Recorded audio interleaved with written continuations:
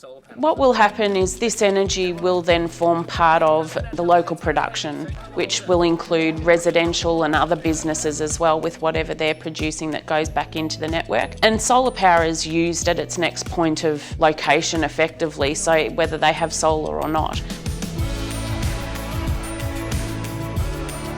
So being able to produce their own power and share their own power locally is empowering. So it's building resilient communities and bringing people together.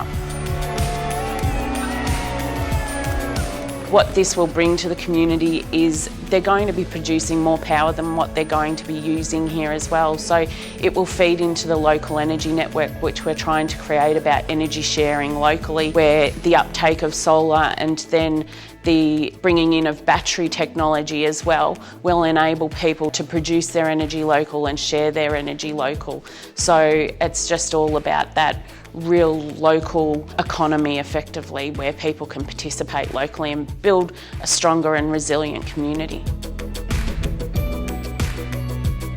The council have been incredibly supportive of the uptake of solar and renewables in the whole Indigo Shire and across the northeast. We have a very, very active community energy network here, so it's really quite exciting to play a part of that. In northeast Victoria, we have a number of historical sites, and it would be great to see those start to uptake solar and participate. Personally, I'm incredibly proud to play our part in this. Our staff are incredibly proud of this as well, as much as what we are, because it is part of our background and it's part of our backyard.